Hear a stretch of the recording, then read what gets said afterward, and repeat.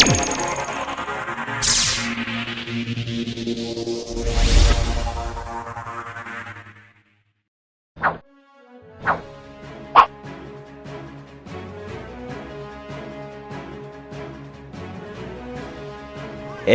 NinBuzz, my name is Electro Ethan and welcome to Smash Bros In Depth, your guide to characters, stages, and other assets to the Smash Bros franchise. Pleased to meet you. In this episode we'll be going over a staple to the series, Mario. A balanced character easy to pick up and play, Mario was available right from the beginning. So without further ado, let's see some stats.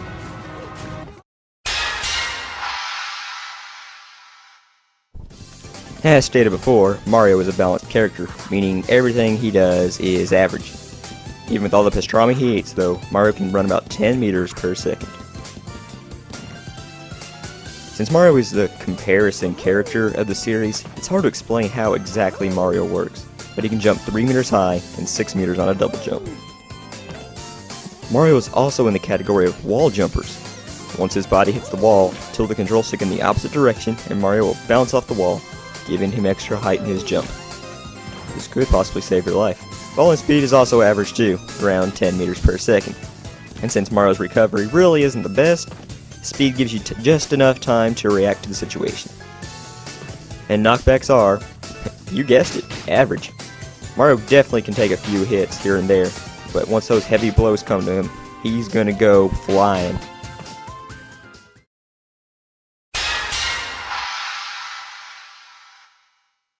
The key to playing Mario is to stay defensive. His moveset complements this style, since his moves are able for combos, such as the low sweep, a juggle, and simple mid-air tricks, able to keep the enemy right off their feet. Mario's most devastating attack though is his Meteor Smash. When Mario sends an opponent off stage, it's easy for Mario to come up and smack him down right into the oblivion. The chance of survival on an attack is small, but easier to survive if the opponent has less damage done to them. But be careful though, the attack can send you off stage as well, as recovery time for this attack is rather large. And since you're doing this attack over a death pit, don't be cocky. Mario's special move is his Fireball, a projectile that bounces along the ground. Take note that after a while, if the Fireball is not connected with anything, it will just disappear. Another thing to know is that Mario's Fireballs are affected by gravity and go downward from fire from a cliff or mid-air. The Smash special though, the Cape, it does minimal damage and it turns the enemy around. The Cape though is essential if you get too far flung from the stage, as recovering with your normal recovery special won't really cut it. Mario's Cape also has the ability to reflect projectiles back towards the enemy. Mario's recovery special is his Super Jump, giving Mario a third jump that packs a punch. When connecting to the enemy, coins will come out and make the opponent airborne. Mario's final special supports defensive playstyle, the Flash Liquidizer Ultra Dowsing Device, or FLUDD for short.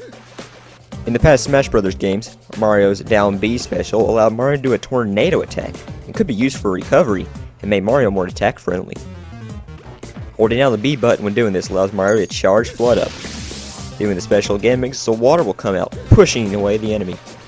One can note that you can control which way the water goes with the control stick. FLUDD's ability shines when an opponent uses their recovery to get back on stage. Since FLUDD does not cause flinch, the opponent's basically a sitting duck. Or in this case, a falling duck. Mario breaks the Smash Ball, he gains his final smash, the Ultra Fireball. His final smash is, again, to be played in a defensive manner. The Fireball pushes the enemy towards the right, causing him to be KO'd. The attack though is weak, and players at low stamina can easily survive this. So if you really want to make the most success out of this, make the enemy get away from the center of the stage and you'll be successful.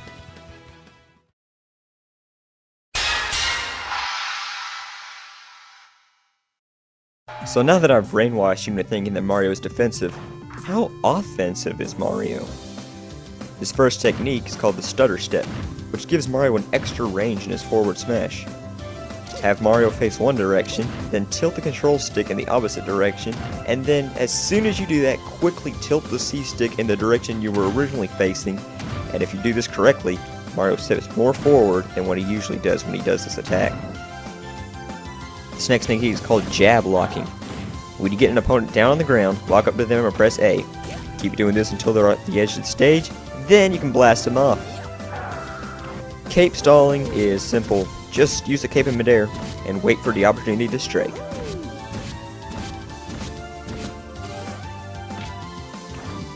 This last technique isn't really used for combat. When you're running off the edge of the stage, deploy the cape and watch Mario fly. This is called the aerial cape extension.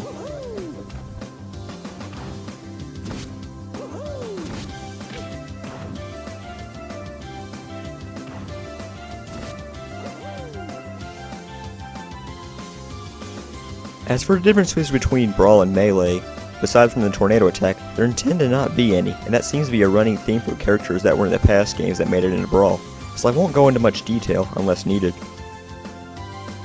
So what exactly are the pros and cons of Mario? Mario has a great defensive lineup, and moves able to keep the enemy away from the stage. However, for me, Mario is just too average, and it might be well true for other people, and unless you use someone different, you'll be stuck with a very bland moveset.